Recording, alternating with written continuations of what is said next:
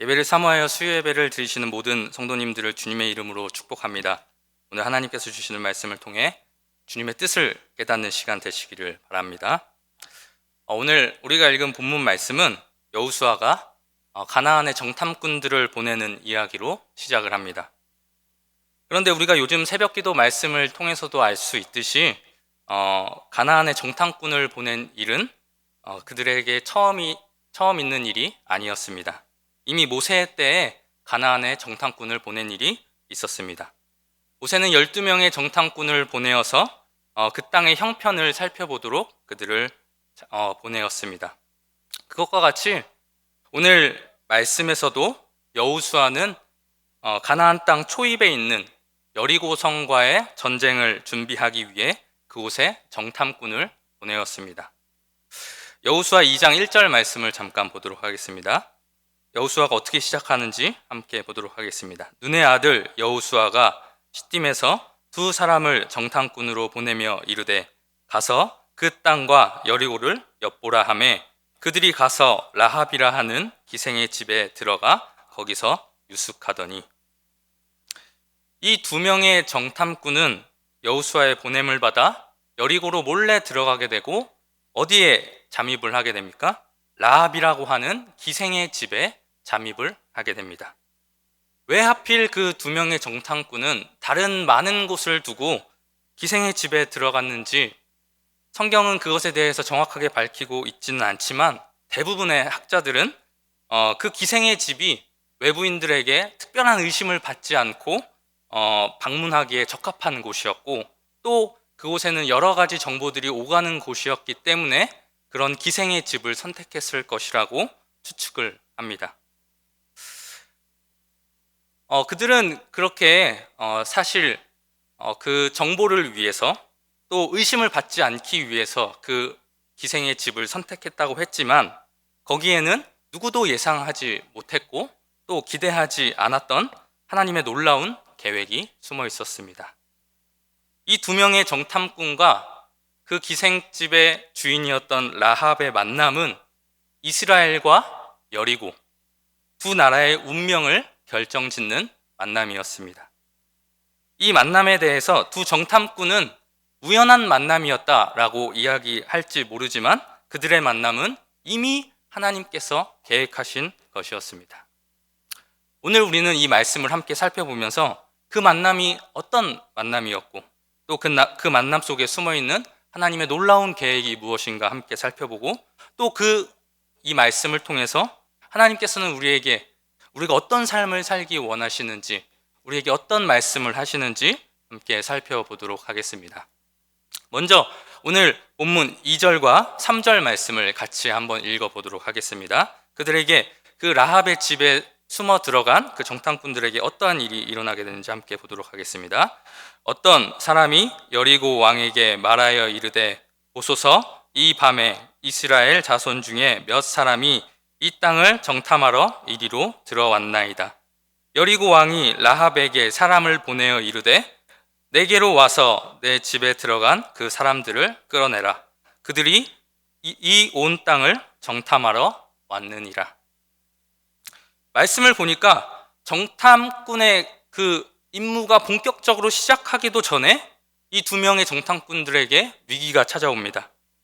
어떻게 된 일인지는 모르겠지만 아무도 눈치채지 못하도록 여리고성에 입성했던 그 정탐꾼들의 이야기가 누구에게까지 들려지냐? 여리고 왕에게까지 보고가 됩니다. 게다가 왕에게 보고된 내용은 어느 정도 그 어수룩한 그런 내용이 아니었습니다. 수상한 자들이 이 성에 침입했다라는 정도의 보고가 아니라 어떠한 내용이었습니까? 이스라엘 사람들이 라합의 집에 잠입했다는 너무나도 정확한 내용이었습니다. 어떻게 이렇게 자세한 정보가 쉽게 새 나간 것인지에 대해서는 알 수 없지만 그것은 두 정탐꾼에게 큰 위기를 가져다 주었습니다. 그들이 누구이고 무엇을 하러 왔고 지금 어디에 있는지까지 다 완벽하게 정체를 들통났기 때문입니다. 그렇기에 이제 그들에게 남은 운명은 무엇입니까? 왕에게 잡히는 일만 남아 있었기 때문입니다. 그런데 그렇게 꼼짝없이 잡히게 된 정탐꾼들을 놀랍게도 한 사람이 숨겨주게 됩니다. 그는 누구입니까? 바로 기생 라합입니다. 그녀는 두 정탐꾼을 숨겨주는 것도 모자라서 왕의 부하들이 라합의 집을 찾아와서 그 정탐꾼들의 행방을 물었을 때 거짓말까지 하면서 왕의 부하들을 속이고 정탐꾼들을 보호해주는 장면을 우리가 볼 수 있습니다. 4절부터 6절까지의 말씀을 같이 한번 읽어보도록 하겠습니다. 시작. 그 여인이 그 두 사람을 이미 숨긴지라. 이르되 과연 그 사람들이 내게로 왔었으나 그들이 어디에서 왔는지 나는 알지 못하였고 그 사람들이 어두워 성문을 닫을 때쯤 되어 나갔으니 어디로 갔는지 내가 알지 못하나 급히 따라가라. 그리하면 그들을 따라잡으리라 하였으나 그가 이미 그들을 이끌고 지붕에 올라가서 그 지붕에 버려놓은 참대에 숨겼더라. 두 정탐꾼과 라합은 이전부터 서로 알고 있었던 사이가 아니었습니다.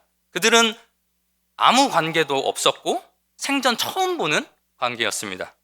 그런데 그 처음 보는 여인이 이 두 정탐꾼의 목숨을 살려주었던 것입니다. 자기의 목숨을 걸고 그 두 명의 정탐꾼을 보호해 주었습니다. 그녀는 왜 이렇게 위험한 일을 한 것이었을까요? 만약 두 정탐꾼을 숨겨주고 왕의 병사들에게 거짓말한 사실이 들통나게 되면 그녀는 어떻게 되는 것일까요? 국가를 반역한 죄로 죽임을 당하게 될 것은 뻔한 일이었습니다. 그런데도 불구하고 왜 그녀는 그렇게 목숨을 걸면서까지 그들을 숨겨주었습니까? 우리 10절 말씀을 한번 읽어보도록 하겠습니다. 여호수아 2장 10절 말씀.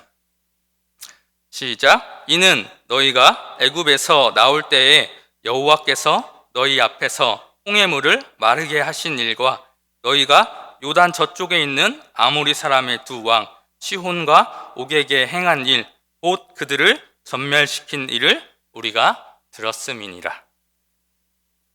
그녀는 소문을 통해서 누구에 대해서 들었습니까? 하나님에 대해서 들었습니다. 이스라엘을 도우셔서 그들을 이기게 하신 하나님에 대해서 그녀는 들었던 것입니다. 그리고 그녀는 듣는 것에 그치지 않고 로마서 10장 17절에서 믿음은 들음에서 난다라고 말한 것과 같이 그 이스라엘과 함께 하신 하나님에 대해서 들음으로 인하여서 그녀에게는 하나님에 대한 믿음이 생겼던 것입니다. 그 믿음은 어떤 것이냐? 하나님께서는 하나님과 함께하는 자에게 승리를 가져다 주신다라는 그러한 믿음이었습니다. 이러한 믿음이 그녀의 마음속에 자리 잡았기 때문에 그녀는 자신의 집에 찾아 들어온 그 두 명의 이스라엘의 정탐꾼을 살려주었던 것입니다. 그런데 사실 아무리 그녀 안에 그러한 믿음이 생겼다고 하더라도 우리가 상식적으로 생각해 봤을 때 그녀의 행동은 굉장히 무모한 행동이라고 생각해 볼 수 있습니다. 아무리 하나님이 그들과 함께 한다고 해도 쉽게 이스라엘에게 자신의 목숨을 내어 걸 수는 없었습니다. 왜 그렇습니까? 그 당시 여리고의 군대와 이스라엘의 군대는 엄청난 차이가 있었습니다. 두 군대가 붙으면 도무지 게임이 안 되는 그러한 상대였기 때문입니다. 이스라엘의 군대는 우리가 잘 알다시피 정식 군대가 아니었습니다. 그들은 어떤 삶을 살다가 이곳까지 이르게 됐습니까? 40년 동안 광야에 떠돌다가 그곳에 이르게 됐습니다. 떠돌이들이었습니다. 그렇다 보니 그들이 가지고 있었던 무기와 그들의 갑옷은 여리고 군인들이 가지고 있었던 그러한 것들과 도무지 비교할 수 없는 것들이었습니다. 게다가 이스라엘의 군인들은 제대로 된 훈련을 받아보지 못했던 쉽게 우리가 이야기하는 오합지졸 군대였습니다. 하지만 그에 반해서 여리고의 군대는 어땠습니까? 여리고는 요단강 서쪽에 넓고 비옥한 평원을 끼고 있어서 먹을 것이 아주 풍족했다고 합니다. 또한 여리고 성은 그 당시에 어떠한 외부의 침략도 잘 막아낼 수 있는 난공불락의 성으로 불려졌었다고 합니다. 게다가 그 여리고 성 안에는 어떤 군대가 자리 잡고 있었냐? 많은 전쟁의 경험을 가진 높은 전투력을 가지고 있던 군대가 그 안에, 많은 수의 군대가 그 안에 있었습니다. 그렇기에 이스라엘과 여리고의 싸움은 상식적으로 게임이 안 되는 전쟁이었습니다. 그러면 그렇게 연약한 군대를 가진 이스라엘의 정탐꾼이 자신의 집에 찾아왔을 때, 상식적으로 생각해 봤을 때 그 여인은, 이 라합은 어떤 선택을 해야 했었습니까? 정탐꾼이 자신의 집에 숨어 들었을 때 나라에 신고를 하고, 또 왕의 부하들이 그들의 행방을 물었을 때 정확하게 그들의 행방을 알려주는 것이 아마 상식적인 그러한 행동이었을 것입니다. 그런데 오늘 말씀의 이 라합은 그렇게 행동하지 않았습니다. 왜 그랬습니까? 그녀에게는 믿음이 있었습니다. 전쟁의 승패가 군사의 숫자로 결정되는 것이 아니라, 창과 방패로 결정되는 것이 아니라, 군대의 숫자로 결정되는 것이 아니라 하나님에게 달려 있었다는 것을 알았기 때문이었습니다. 그래서 그녀는 그 하나님께 인생의 전부를 걸고 하나님의 편에 서서 그 두 정탐꾼을 숨겨주었던 것입니다. 여러분, 이게 바로 믿음입니다. 믿음은 세상의 방식과 논리대로 계산하면서 판단하고 그것을 따라가는 것이 아닙니다. 모든 일의 성공과 실패가 하나님의 손에 달려 있음을 고백하는 것이 믿음이고, 그 주님께 우리의 모든 인생을 내던지는 것, 그것이 바로 믿음의 삶인 것입니다. 이 라합은 비록 진멸이 예고되었던 가나안 땅의 백성이었습니다. 또 그 당시에 대접받지 못하던 여인이었고, 그 중에서도 천한 취급을 받던 기생이었지만, 이러한 위대한 믿음, 하나님께서 인정하시던 그 믿음을 그녀는 가지고 있었던 것입니다. 그래서 우리가 잘 아는 히브리서 기자는 이 라합의 삶을, 이 라합의 인생을 어떻게 평가합니까? 히브리서 11장 31절 말씀 우리 다 같이 한번 읽어보겠습니다. 시작. 믿음으로 기생 라합은 정탐꾼을 평안히 영접하였으므로 순종치 아니한 자와 함께 멸망치 아니하였도다. 이 평가, 이것이 믿음의 장인 히브리서 11장에서 라합을 평가한 내용입니다. 믿음으로 멸망치 아니하였다. 그녀는 믿음으로 구원을 얻은 것입니다. 지금도 하나님께서는 그의 백성을 구원하시는데, 그들에게 요구하시는 것은 이스라엘 백성들이 생각했던 것처럼 혈통이 아니었습니다. 재물도 아닙니다. 명예도 아닙니다. 하나님께서 요구하시는 것은 무엇입니까? 오직 믿음이라는 사실을 우리는 기억해야 합니다. 그래서 에베소서 2장 8절 상반절에서는 이렇게 이야기했습니다. 너희는 그 은혜에 의하여 믿음으로 말미암아 구원을 받았으니. 그러므로 사랑하는 성도 여러분, 오직 믿음으로 말미암아 구원받음을 기억하시면서 이 라합과 같이 믿음의 삶을 살아가시는 여러분들이 되시기를 주님의 이름으로 축원합니다. 이러한 믿음을 가지고 라합은 정탐꾼들과 거래를 하기 시작하였습니다. 우리 12절과 13절 말씀을 같이 한번 읽어보도록 하겠습니다. 12절과 13절 말씀 시작. 그러므로 이제 청하노니 내가 너희를 선대하였은즉 너희도 내 아버지의 집을 선대하도록 여호와로 내게 맹세하고 내게 증표를 내라.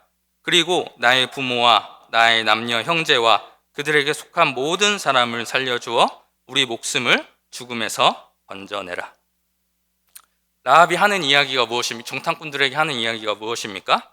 내가 너희를 이렇게 살려주는 것 같이 너희도 너희가 이 땅을 정복했을 때 나와 내 가족을 살려주어라 라고 이야기하는 것입니다.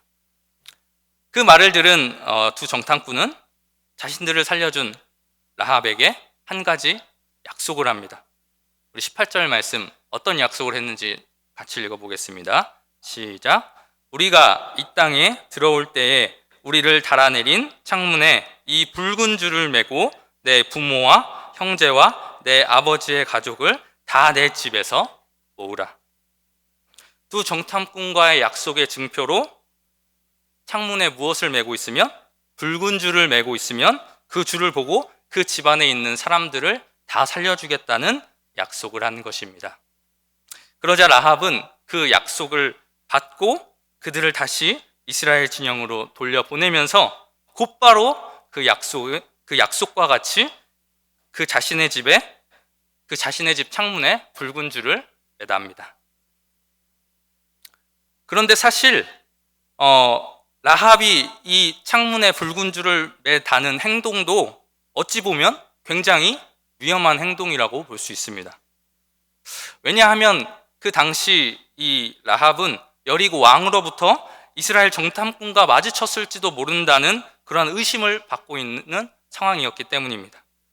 그런데 그런 상황 속에서 쉽게 집에 눈에 잘 띄는 붉은 줄을 매단다는 것은 충분히 여리고 왕으로부터 의심을 살 수 있는 행동이었기 때문에 굉장히 위험한 행동이라고 볼 수 있습니다. 하지만 그럼에도 불구하고 그 라합은 창문에 그 붉은 줄을 매달았습니다. 그녀에게는 하나님에 대한 믿음이 있었기 때문입니다. 하나님께서 하나님의 편의 선자를 보호하시며 그에게 승리를 가져다 주시는 분이라는 그 믿음을 가지고 있었기 때문입니다. 그렇게 이 라합은 다른 사람들에게 이스라엘 정탐꾼과 내통한다는 의심을 살 수 있었음에도 불구하고 그녀는 그녀의 집 창문에 붉은 줄을 매달았던 것입니다. 그러니까 그녀가 붉은 줄을 창문에 매단 것은 그 행동에는 그녀의 믿음이 담겨져 있었던 것입니다. 내가 비록 위험할지라도 나는 하나님을 믿고 하나님의 말씀대로 행하겠습니다라는 그러한 믿음이 담겨져 있었던 것입니다. 이와 같이 때로 믿음에는 많은 부담이 따르고 또 많은 비용이 들기도 하고 많은 위험 부담이 따르기도 합니다. 믿음의 조상이라고 불렸던 아브라함을 보십시오. 눈에 넣어도 아프지 않을 아들이었던 이삭을 제단에 제물로 바쳐야 할 상황에 처했습니다. 아브라함에게 이삭은 어떤 존재였습니까? 그 어떤 것과도 비교할 수 없는 가장 소중한 존재였습니다. 하지만 그 아브라함이 믿음의 결단을 하고 이삭을 제단에 바침으로 그때 하나님께서는 그를 의로운 자로 인정해 주셨습니다. 야고보서 2장 21절 말씀을 같이 한번 읽어보도록 하겠습니다. 야고보서 2장 21절 말씀입니다. 우리 조상 아브라함이 그 아들 이삭을 제단에 바칠 때에 행함으로 의롭다함을 받은 것이 아니냐. 라합도 마찬가지였습니다. 야고보서 2장 25절 말씀을 읽어보겠습니다. 또 이와 같이 기생 라합이 사자들을 접대하여 다른 길로 나아가게 할 때에 행함으로 의롭게 하심을 받은 것이 아니냐. 정탐꾼들을 숨겨주는 일은 라합의 모든 것이 위험해질 수 있는 상황이었습니다. 마찬가지로 붉은 줄을 창문에 내거는 일 또한 라합의 모든 것이 위험해질 수 있는 상황이었습니다. 그럼에도 불구하고 그녀는 믿음으로 그 붉은 줄을 내걸었던 것입니다. 그 결과 그녀는 어떻게 되었습니까? 이 믿음의 행위로 말미암아 그녀는 어떤 결과를 맞이하게 되었나요? 우리 여호수아 6장 17절 말씀 같이 보겠습니다. 제가 읽겠습니다. 이 성과 그 가운데에 있는 모든 것은 여호와께 온전히 바치되 기생 라합과 그 집에 동거하는 자는 모두 살려주라. 이는 우리가 보낸 사자들을 그가 숨겨주었음이니라. 25절도 읽어보겠습니다. 여호수아가 기생 라합과 그의 아버지의 가족과 그에게 속한 모든 것을 살렸으므로 그가 오늘까지 이스라엘 중에 거주하였으니 이는 여호수아가 여리고를 정탐하려고 보낸 사자들을 숨겼음이었더라. 그녀의 믿음대로 하나님께서 이스라엘과 함께 하심으로 여리고는 이스라엘 군대에 점령을 당하게 되었지만 라합과 그녀의 가족은 그 집 창문에 매단 그 붉은 줄로 인하여서 구원을 받았습니다. 여러분, 이처럼 때로 믿음에는 많은 부담이 따르고 많은 비용이 들기도 하고 많은 위험이 따르기도 합니다. 하지만 기억하시기 바랍니다. 그럼에도 끝까지 믿음의 결단을 하고 믿음대로 행하는 자에게 하나님의 은혜가 있다는 사실을 기억하시기 바랍니다. 라합은 이러한 믿음으로 구원을 얻고 그 믿음의 행위로 말미암아 놀라운 축복을 받습니다. 우리 마태복음 1장을 보도록 하겠습니다. 우리 마태복음 1장은 누구의 족보입니까? 1장 1절에 이렇게 나와 있죠. 아브라함과 다윗의 자손 예수 그리스도의 족보다라고 이야기를 하고 있습니다. 우리 마태복음 1장 3절부터 6절까지의 말씀을 우리 차근차근 한번 같이 읽어보도록 하겠습니다. 시작.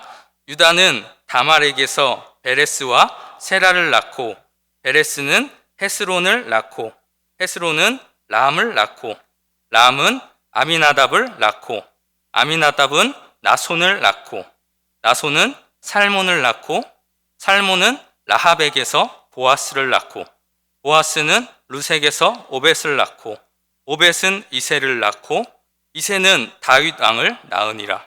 다윗은 우리아의 아내에게서 솔로몬을 낳고. 예수님의 족보에 놀랍게도 누구의 이름이 들어가 있습니까? 발견하셨습니까? 바로 라합의 이름이 들어가 있습니다. 나손은 살몬을 낳고 살몬은 라합에게서 보아스를 낳고. 그녀는 진멸이 선포되었던 가나안 사람이었습니다. 또 사회의 주류에서 철저하게 소외받던 또 배제된 삶을 살았던 그러한 기생이었습니다. 하지만 그녀의 이름이 믿음의 행위로 믿음으로 말미암아 그녀의 이름이 영광스러운 다윗 왕의 족보와 또 예수 그리스도의 족보에 올라가게 된 것입니다. 사랑하는 성도 여러분, 오늘 말씀을 맺도록 하겠습니다. 오늘 말씀에 등장하는 라합이라는 여인은 하나님을 향한 믿음으로 그 하나님께 모든 인생의 전부를 걸고 이스라엘의 정탐꾼을 숨겨주었습니다. 그때 그녀는 이스라엘의 환경을 바라보지 않았습니다.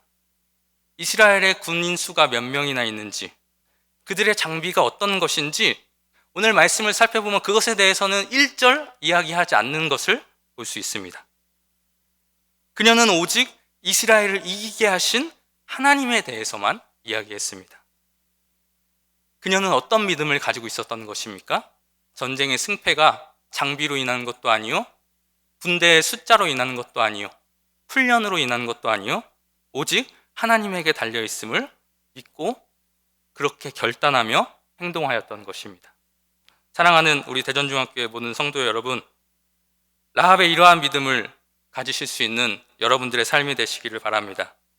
나를 둘러싼 그 환경을 바라보고 세상의 논리와 또 그 세상의 방식대로 계산하고 판단하는 것이 아니라 모든 인생의 성공과 실패가 하나님의 손에 달려있음을 믿고 또 그 하나님께 우리의 모든 삶을 정말로 내어 맡길 수 있는 이 라합이 그 자신의 목숨이 걸린 일임에도 불구하고 그 정탐꾼을 살려주었던 것과 같이 우리의 모든 인생을 하나님께 내어 맡길 수 있는 여러분들이 되시기를 주님의 이름으로 축원합니다.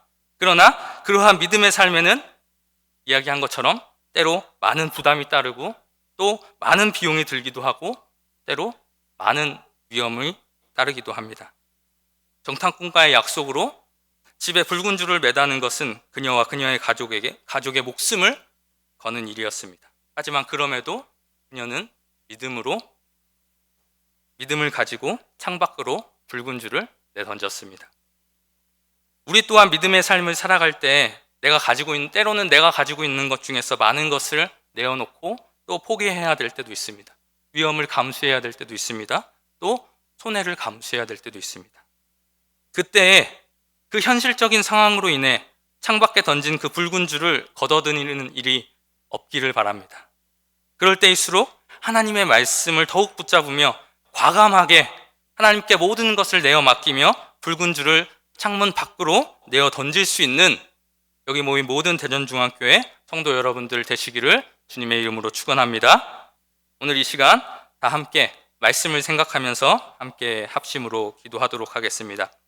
이 시간 기도하실 때 하나님 아버지, 오늘 말씀에 라합과 같이 모든 인생의 성공과 실패가 하나님의 손에 달려 있음을 믿는 그 믿음을 저에게 허락하여 주시고, 또한 그러한 삶을 살 때 따라올 역경들 속에서도 담대하게 믿음의 줄을 창밖으로 던질 수 있도록 주여 인도하여 주시옵소서. 우리 이러한 기도 제목을 함께 가지고 주님의 이름 한번 부르시는 합심으로 기도하겠습니다. 사랑이 많으신 하나님 아버지, 감사합니다. 아버지, 오늘 말씀을 통하여서 아버지 정말 저희들에게 정말 주님께서 원하시는 삶이 무엇인지 깨닫게 하여 주시니 감사합니다. 하나님 아버지, 저희들 오늘 말씀의 라합과 같이 하나님 아버지 모든